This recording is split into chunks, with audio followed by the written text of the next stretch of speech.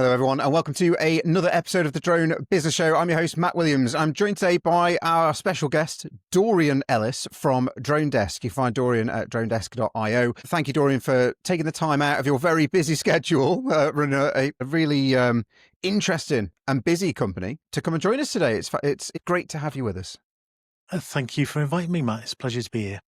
No, it's amazing. So for those who are listening, if you're listening to these kind of shows in any kind of order, if you're listening to them chronologically from when we started, traditionally we've always had drone operators on, drone service providers talking to us on the show. And it's great to have that side of the story. To, you know, the whole point is that by learning the journey that people have been on, the problems that people have had, how they've solved them, what they're doing, we can try and help you as a listener to jump 3, 5, 10 years into the future, right? To cut that time between where you are now and what you need to know, that you might not know you need to know it, and get you ahead. What's really interesting though, one of the core messages that we've always pushed before I started the Drone Business Network side of things, you know, through all my coaching and teaching over the years, has been that, in my opinion, coming to the drone industry doesn't mean that you're going to fly a drone, right? If your expertise is in sales, then actually, why don't you look at and try and find problems or people who've got problems within the drone industry, like retailers or manufacturers, whatever it might be,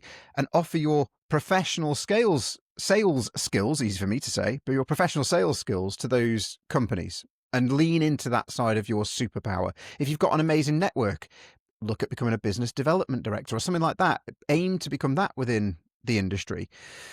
You know, for myself, we did drone operations for a long time. We did nearly £1 million worth of drone operations in our first year of operating. We were very successful in that space. But actually, I went on to lean into my superpower, which was aviation and training, and we built what became the world's biggest drone training school. What's fascinating about your journey, Dorian, is that you have come into the industry and kind of taken it by storm, but not by flying drones.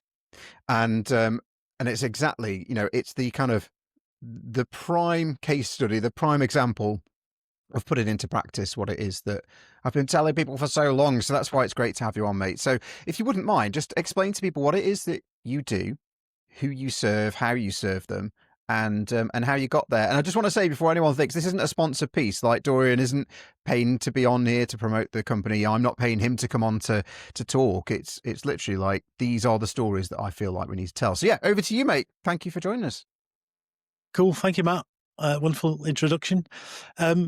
So I'll kind of start at the beginning, which kind of takes me back to 2018. I'd had a long corporate career. Well, I started as an engineer, telecoms engineer, and ended up in telecoms data after 30 years, and then left, not really knowing what I was going to do. I had a DJI Spark, and I enjoyed flying that around. I thought, I'm pretty sure I could make a go at making a living flying drones, right? So that was my starting point. I had no idea what services I was going to offer, but I did, as very many people I've spoken to do.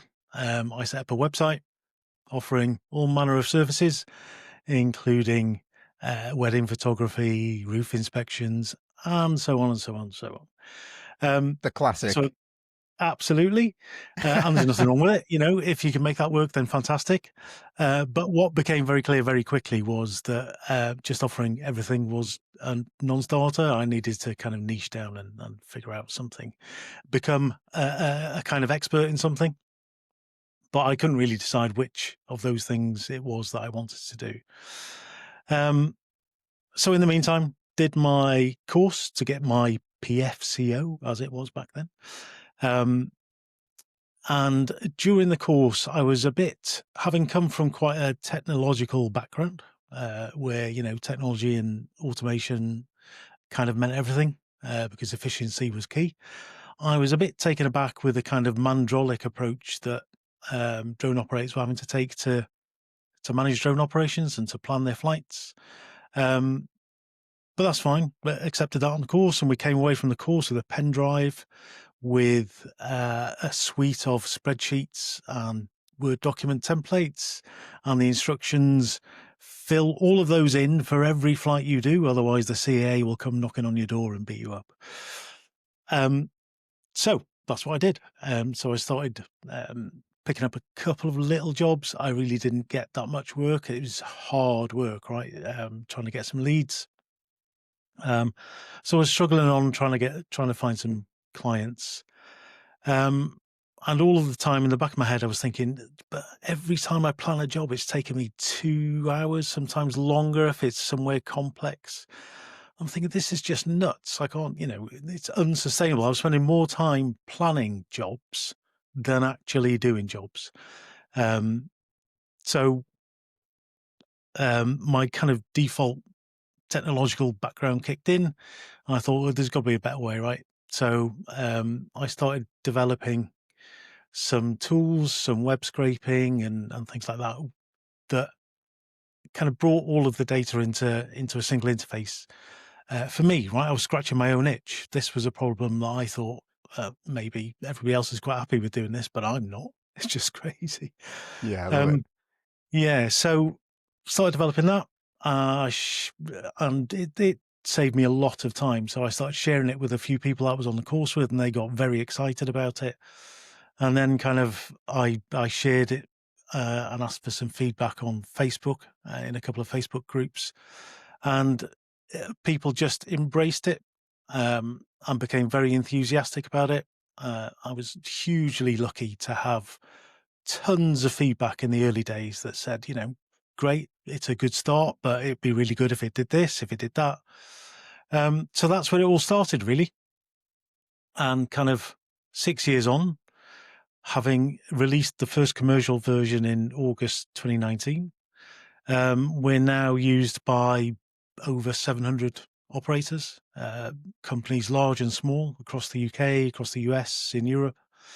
And yeah, it's been a phenomenal journey that I just was not expecting, because, as I said, the starting point was scratch my own itch, right? Yeah. It's fascinating, actually. Thank you for sharing that. There's so many elements to this story that are incredible, right? And so many of them lean into all of the core messaging and all of the business lessons that we teach and is taught throughout the world, right? And the key one is that you came in expecting to do one thing, but then very quickly identified a pain point that a lot of people have, and in this case that a whole industry has, right? And then you went out and in your case you created yourself the solution to solve that pain point, which is fundamentally very, very valuable for people. So that then allows you to have a product, a service, a software as a service, I guess. The clues in the name, right? But your product solves a big problem for people, so they do value it, and actually that naturally draws people to it, right? Yeah, absolutely. Yeah. And I think one of the key things is that we've kind of continually evolved it, right? So, the regulations are just a moving feast all of the time. So, but we've managed to keep pace with that. So, now we're deep into Sora and trying to deliver stuff like that. So what that does is kind of build trust in the industry, in the product, and it helps build a reputation. And once you've got a reputation, and your application could be trusted to help people and make their lives easier and help them comply with what the CAA are looking for currently, then that builds trust, confidence, and we don't do any marketing, really. We do some social media Interesting. Okay. stuff. We don't Yeah. do any paid advertising or any paid marketing at all. All of our clients come to us from word of mouth, typically, and that's because we've been lucky enough we've built a reputation that means we're trusted and valued by the industry, which is a privileged position to be in, right? And it's hard work. It doesn't happen overnight. You've got to. It means you spend long days answering long and complex questions over email and spending a lot of time on the phone doing demos and explaining to people how things work. And so it's not an overnight success. It's been a long, hard journey with some very long and difficult days. But it's I kind of, after 5 years, it felt like things were starting. We was we were getting some decent traction, and things were starting to happen. So now we're in a pretty strong position, particularly in the UK. Yeah. Yeah. Nice. So, yeah. Sorry, I'm rambling on. No, it's great. Thank you, mate. And again, this leans into one of those other, other elements of just business in general, right? It's not isolated to the drone industry, where it can take a long time to start to build traction, particularly if you're starting off with, you're trying to bootstrap it, as we call it. And for those who don't know what that means, like you're trying to, you start a business with just the money or the assets that you have. You haven't raised money. You haven't gone out and borrowed money from a bank or something like that. If you're bootstrapping a business, there are huge advantages to that, in my opinion. Like, you own 100% of the business. You are able to decide where it goes. You don't have to report to anybody. And I've run businesses in both sides, right? Where we've bootstrapped businesses, and businesses where we've taken investment on and we've managed to grow and scale very quickly. But I owned very little of those businesses ultimately, and which is, scaling is great if you get it to huge numbers and you own, 23% or whatever it might be, 26% generally. By the time the cap table, as we call it, all of the people have had their piece, the people who've invested. But yeah, you've got to make that decision, right? But bootstrapism, is slow. It is painful. You're going to have, like you said, days, weeks, months where you're doing long days, long all-nighters. For you, I guess something in the code breaks, or someone changes the way that they format data that you ingest into the system, and you've got to react to that quickly because people are complaining. But it's really important to understand, like, it's not just isolated to starting a drone business. It's every single business is graft, it's time, it's effort, it's energy, it's losing your weekends, it's not going to watch the football match. It's it's an interesting journey, right? It is, absolutely. And the longest day I put in was 35 hours. So that's not a day. Yeah. So yeah, that was a tough one. Yeah, that was a release that had gone wrong, and Anyway, fortunately, that was a one-off. But the bootstrapping thing is really interesting.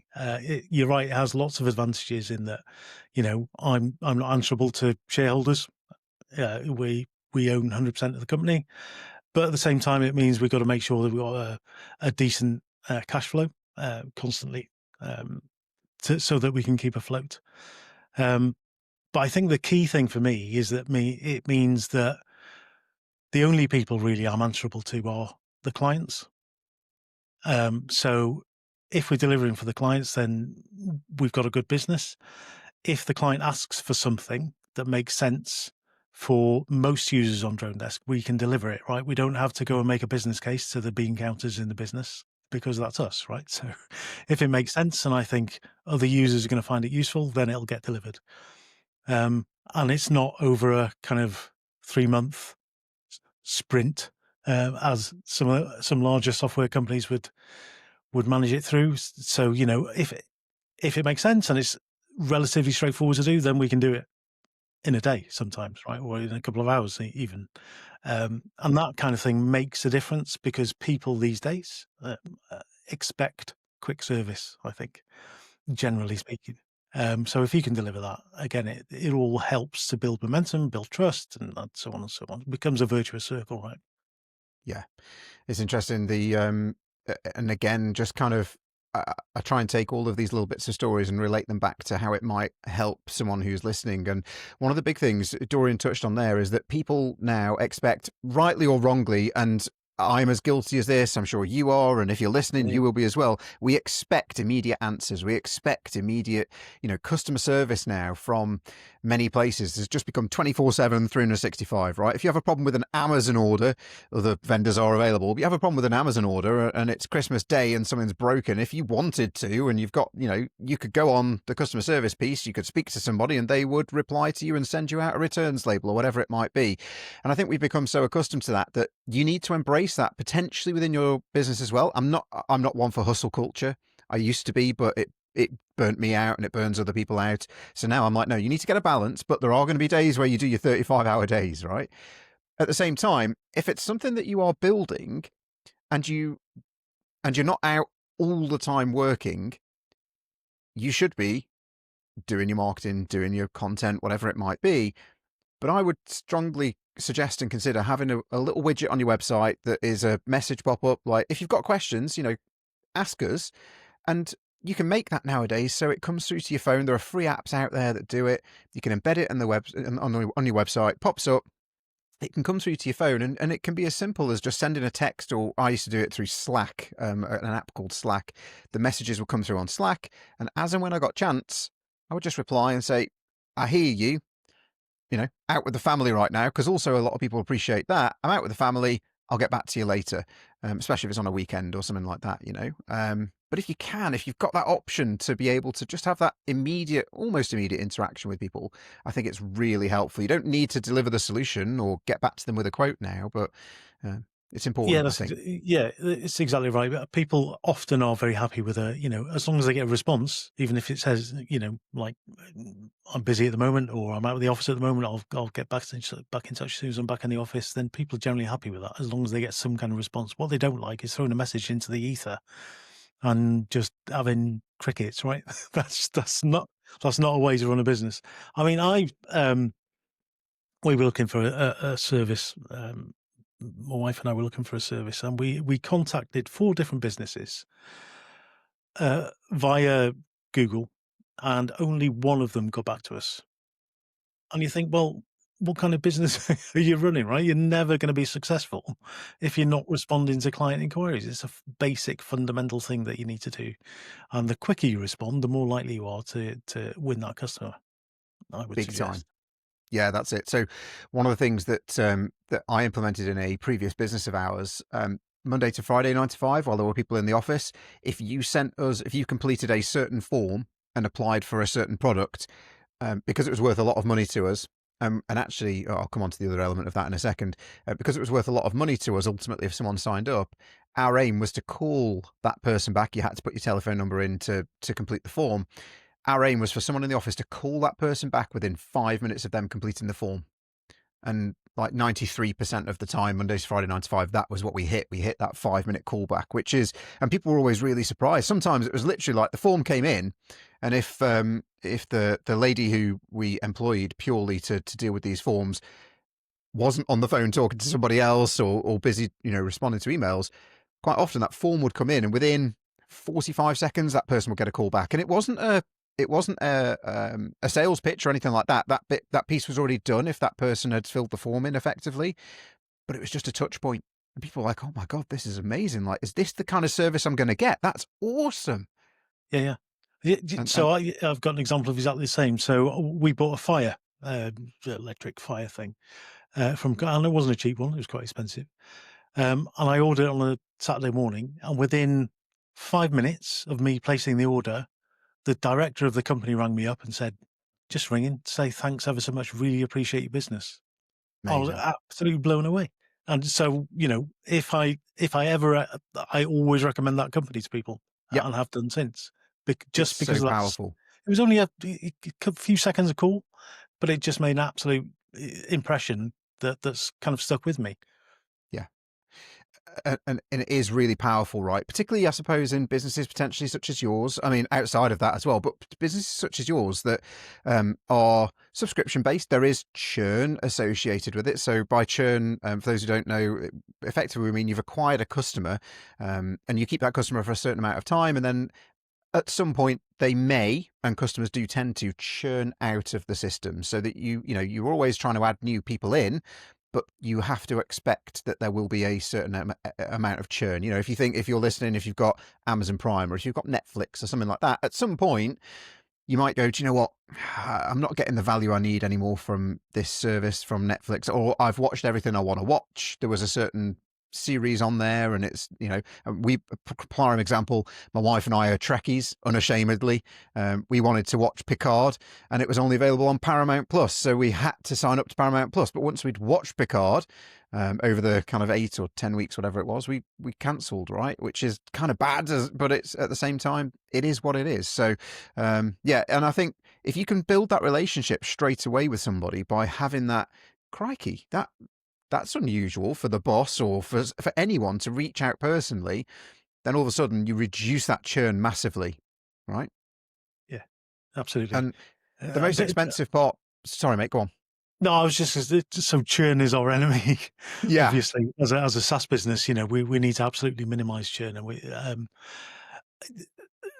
DroneDesk seems to be quite sticky, and that's for a number of reasons, right? So it's not just the fact that the functionality is great. I think the UI is great, and the customer service is great. It's people are it's quite sticky because once they've added their data to the system, it's a painful thing to switch to a yeah, different service. yeah. So we're lucky in that sense.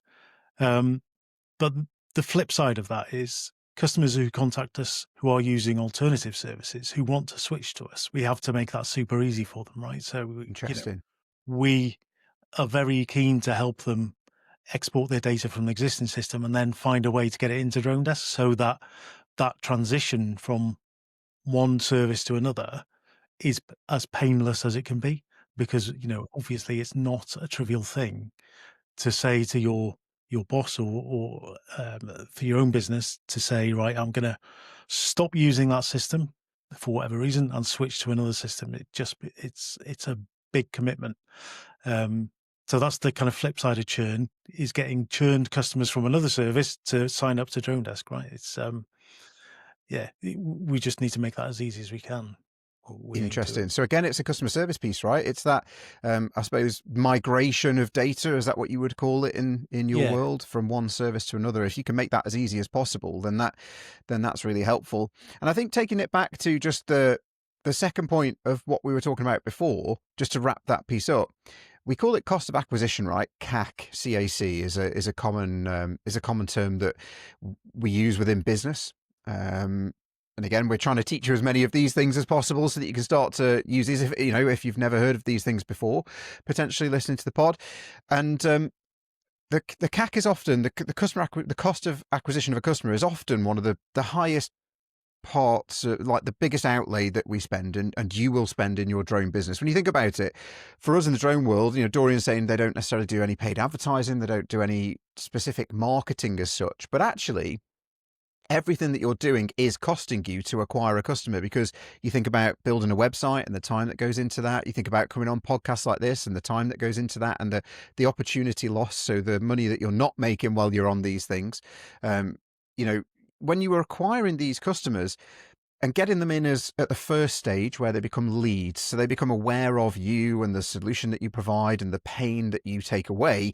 At that point, it's super important to be able to capture that lead one way or another, whether that's getting an email or getting a phone number out of somebody, or,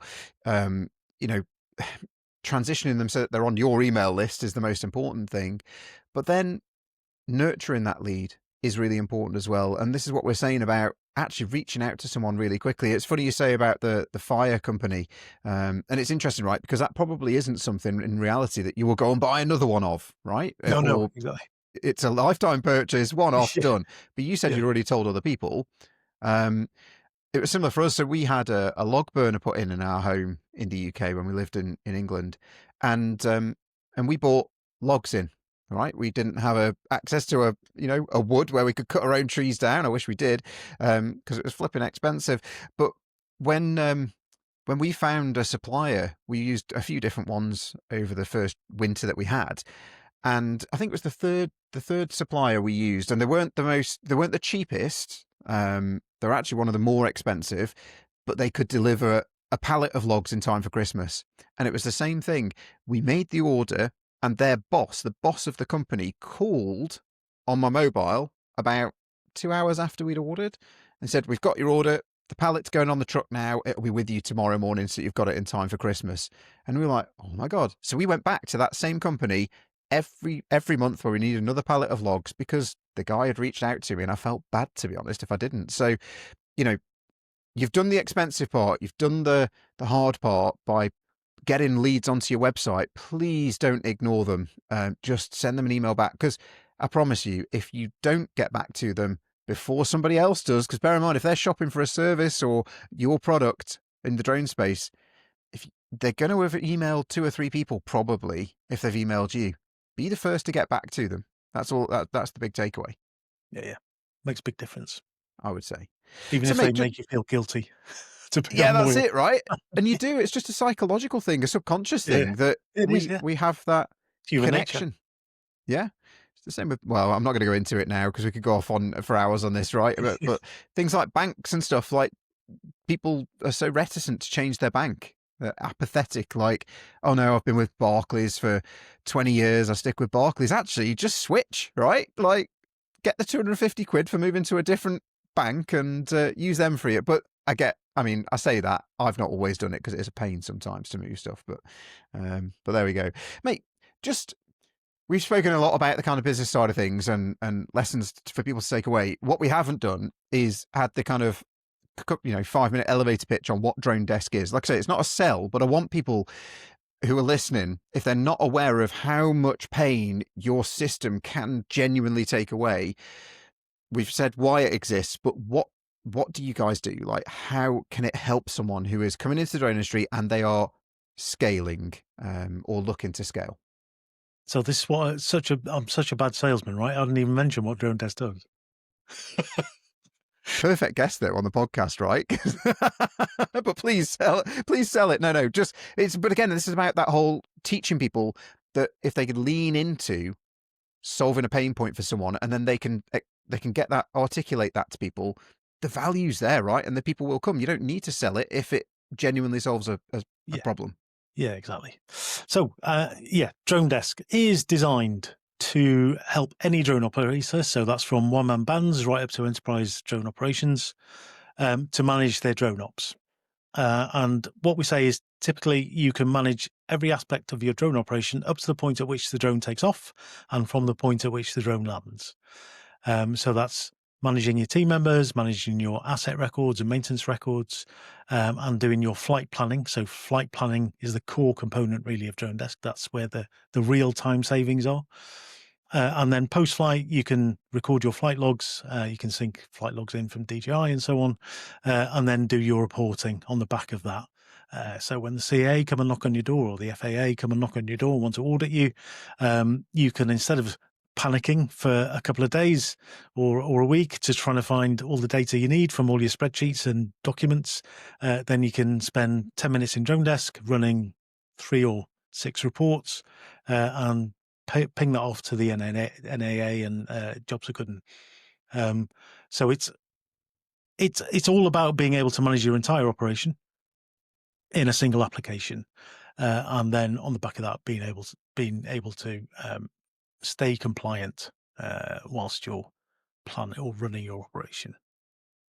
Nice. And then, so if someone was coming in, and this is one of the things, right? If you are thinking about starting a drone business or you are already kind of up and running with a drone business, hopefully you're aware of this, but the regulators, wherever you are around the world, have the right generally to audit your operations. So make sure that you're safe, to make sure that you are being compliant, to make sure that you're sticking to the rules and regulations. If you're listening in the UK, that's the Civil Aviation Authority. In Canada, that's Transport Canada. In America, that's the Federal Aviation Authority. And it's a big deal, right? Like, for a lot of people, they've never had this kind of interaction potentially with a regulator before, but you are exposing yourself to that if you are using the airspace, right? Using that sovereign asset or the state asset. And what you guys do is incredible, because as you say, like, it can, I know particularly in the UK, it can take an hour or two, particularly when you get started, to do all of the paperwork you need to do, your site surveys, your risk assessments, all that sort of stuff. And then to log it afterwards and make sure that it's all filed and kept safe for, is it 5 years now, I think, for the UK, for the CAA? So 3 years for some things and then 7 years for others. I mean, 7 years seems crazy to me, but it's wild, isn't it? It's not banking, right? Yeah, that's it. That's absolutely crazy. Yeah. But they can come and ask you to see logs and records for back to those dates, which is wild. Whereas actually, rather than losing those things or losing them at the back of a filing cabinet or something going missing when you move home or whatever it might be, change offices, to be honest, for a very small subscription fee per month, let someone else worry about that. Let them put it in a secure cloud somewhere and manage and maintain that data safely and securely for you, right? Well, to be honest, we even facilitate that, right? So if you unsubscribe from DroneDesk, then we still offer a kind of data maintenance subscription. So for a nominal monthly fee, we'll retain your data in the system. So, even 3 or 4 years down the line, as long as you're paying that nominal fee, then we'll have your records ready to go if you do get audited down the line. Perfect. I genuinely didn't know that that was a service that you guys offered, so that's Yeah, yeah. amazing. Yeah, I thought you'd have to download it all and print it all out, but You have that yeah, option if you want to do that. You can do that, but okay. then you've got to find somewhere to store it, right? But I wouldn't otherwise, you bother. can Just just pay us and we'll do it. does it make your life easy and put it down as a business expense, right? The taxman will take it anyway if you don't Yeah. pay someone else to do it for you. So, Yeah. okay, cool. So that's awesome. Because we have people listening to the podcast from all over the world, what areas at the moment do you guys offer services for and support, and what areas potentially are you looking at in the future if there's any plans to expand into different territories? Yeah. So UK and Europe. So UK is our kind of core business, really, but we're getting ever more clients in Europe. So the system complies with the ASA regulations in the same way as it does for UK CAA. And then the US. So we've got a number of clients in the US, a couple of pretty large ones who use us. If I'm honest with you, we're trying to grow in the US. It's not easy being based in the Yeah, UK trying to grow in the US, but yeah, that's our kind of primary target market at the moment. That we need to grow penetration. yeah. I think, and covering those territories specifically, there's a huge, as you're aware, right? There's a huge TAM, a total addressable market of operators who are available to you. So, so that's really cool. Well, I hope that works, because the easier we can make it for people to be compliant, and the easier we can make it for people to manage their business and maintain their business, and the stronger those businesses become because of the infrastructure that they have in place, that kind of solid foundation being in place, the better it is for everyone in the industry, right? So, so that's really, really powerful, I think, moving forwards. Yeah, yeah, indeed. One thing I didn't mention, Matt. So you can do lead generation in DroneDesk as well. So not only can you Okay. do all of that other stuff, you can. Yeah. We've got a kind of lead generator. So if, for example, you're looking for roofing companies in Tennessee, then you can enter that search into DroneDesk, and it will return a list of roofing companies in Tennessee for you. So it gives you a cold calling list to start from. So if Interesting. you're new into the industry and you're just starting a business, then we offer that as an option to start Interesting. generating leads. Yes, that could be really helpful. Okay. Good to know. Thank you. This is right. It's important, right, to get on and get the Yeah, messaging yeah. out there. From all the data that you guys are able to see, are there any kind of trends that you are able to spot or recognize for the drone industry that you've seen happen since you started? So like, was it kind of bigger drones back in the day that were doing a certain type of thing, and now it's more smaller drones doing specific things? Is there anything that you've spotted like that, and where do you think it's going to go in the future? Yeah. So I think one of the biggest things I've seen, and I don't know if this is a function of the way the industry is moving or a function of the fact that we've developed a better reputation over the last few years, but I've definitely seen a migration from small businesses, so one-man bands, two-man bands, into much uh, far more sign-ups of large companies. So I would interpret that as larger companies are now bringing their drone teams in-house rather than contracting out um, as they previously did. So that's very definitely a kind of shift that I've seen over probably the last 2 years. In terms of the Interesting. types of work, then I think we're seeing far more complex use cases. I mean, agricultural drones in particular. I know you had Andy Sprosen on from All Spray Systems, who are pioneering what's possible with agricultural drones in the UK at the moment. So they use us, and all of their clients use us as well. So that shift to agricultural spraying. Uh, that's new, right? since COVID. but other than that, we don't really kind of, try to keep our nose out of it in the sense Yeah, that of we course. Yeah. don't spend hours poring over what our clients are doing. That's not our business. Our business is to be an enabler to make whatever they're doing as simple and straightforward as possible. So yeah, we don't spend hours poring over what they're up to.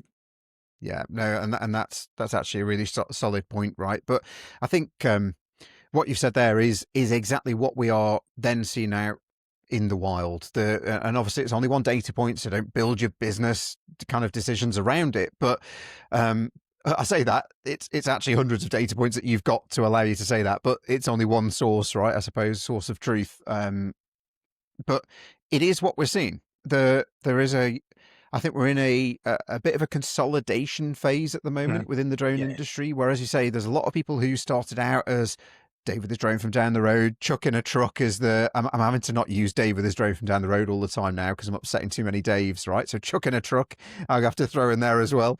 But we're seeing that a lot of people have gone from that, and they now have built enough expertise and enough of a reputation that actually the larger companies are starting to, who have been exploring this space for a while but haven't necessarily been able to dive into it, are now able to go, okay, cool, you've been doing this for a long time, you seem to know what you're on about, we need that expertise, we value that expertise, so we're now going to ask you to head our drone program or implement a drone program or join our drone program and get up and running. So, yes, you might be looking at getting into the industry and doing it for yourself so you get that flexibility. But actually, what you might find is, and we find this a lot with people that we speak to and a lot of my coaching clients over the years, again, it's about this leaning into your superpower. Your superpower might not be running business, generating leads and changing those leads into customers. Your superpower might actually be flying the drone, collecting data, delivering data sets, or even managing a team, right? That might be what you've done in the past. Take that superpower and it's valuable to someone else, So it's a viable route now, I think, is to join the industry and look to become a professional operator potentially eventually for somebody else. Yeah, definitely. I can cite probably 3 or 4 cases that I know personally of people who started in the industry as a kind of one-man band and are now running drone operations for larger enterprise businesses. It's a great way to build experience, knowledge in this kind of nascent industry, right? Where there aren't that many pilots with the kind of expertise that you're able to build up, who are employable to kind of run that kind of operation for larger companies. So yeah, it's an alternate route, right? Because running a one-man band is tough. It's Yeah, tough. big So, time. there's nothing quite as nice as having a guaranteed pay packet at the end of the month. So it's, it's you don't get the flexibility, obviously, but a lot of the pain's taken away. It is. And I think that's one big point, right, for people that when they're coming into the industry, it seems like this dream of breaking out of a Monday to Friday 9 to 5, going and working for the man, and just collecting your pay packet at the end of the month. Getting away from that does seem like a dream, but there are lots of other harsh realities that come along with that. And you said yourself, people would look at you and DroneDesk and the output and the platform you've created, and no one would probably ever think that you at home or in the office, wherever it might be, have had to, sometimes you have to do your 35-hour days. And do you know what? If something breaks over New Year or breaks over Christmas or breaks while you're on holiday, potentially it might have to be the boss that fixes it, right? So, and I know you've just finally managed to go away on a bit of a break, a well-deserved break, but if something had broken during that time, the chances are it's your phone that would ring, and the team, you ultimately, the Yeah. customers Yeah. have like, Dorian, this is broken and we're relying on it. So you've got to weigh that up as well. Yeah. Yeah. I mean, work-life balance, I mean, it's better now, but for probably 5 years, not great. And I'm eternally grateful to my family, my wife and my family for tolerating and putting up with the fact that I'm kind of stuck away in the office for most of every day, for that period. Yeah, it's tough, but it's massively rewarding as well if you can, Yes. if you can find your niche and make a success of it.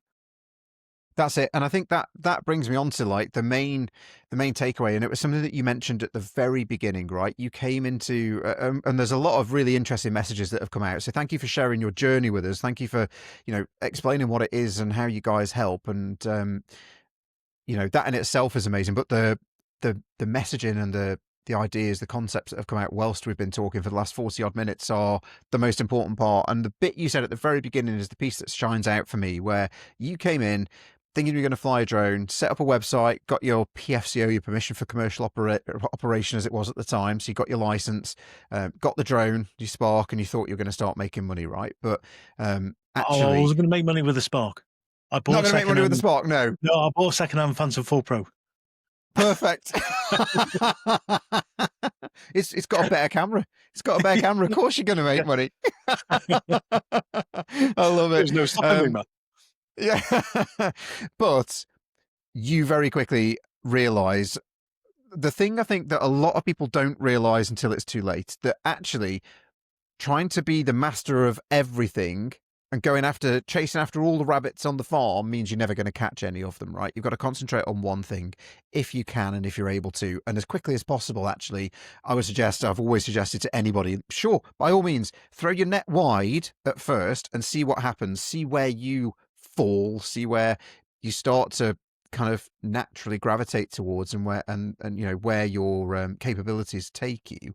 But you have to, as quickly as possible, if you want to survive in this industry, you have to niche down into something. You have to find your place to live and thrive and survive, to be able to make it through. So, this is what you've achieved is the epitome of that, mate. So I congratulate you on that. It's a fascinating and inspiring story.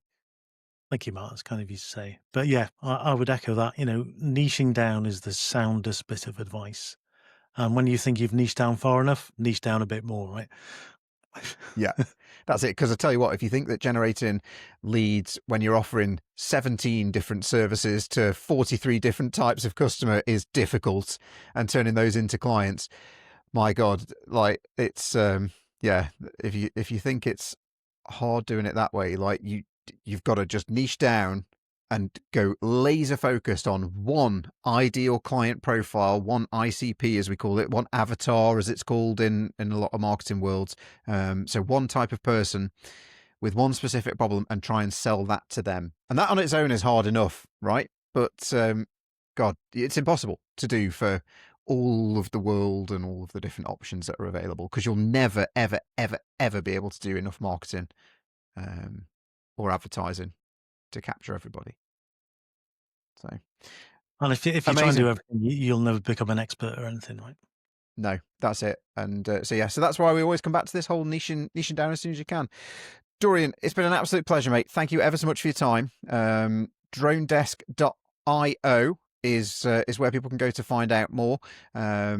And book some time in Dorian's diary. No, but that's where you can go to find out more. And again, if you are thinking about getting into it, at least go and check it out. Right, go and see what it is that the guys provide. There's a lot of free information actually on Dorian's website. There's they're putting out news articles all the time. I've seen they're always putting out jobs that are going for people and jobs that are out for tender and stuff like that. Follow them on socials, because you guys actually put a lot of that stuff on. I've seen on LinkedIn, right? Say primarily just LinkedIn, popped up and it's really good. So as always, I will drop all of Dorian's links to their LinkedIn and Facebook and LinkedIn and website and things like that down in the show notes if you're listening on Spotify, into the video description if you're listening and watching on YouTube. But yeah, thank you ever so much for joining us, Dorian. That's it. That's the pod. And I've been Matt Williams. It's been a pleasure. This is Drone Business Show. Fly safe and blue skies.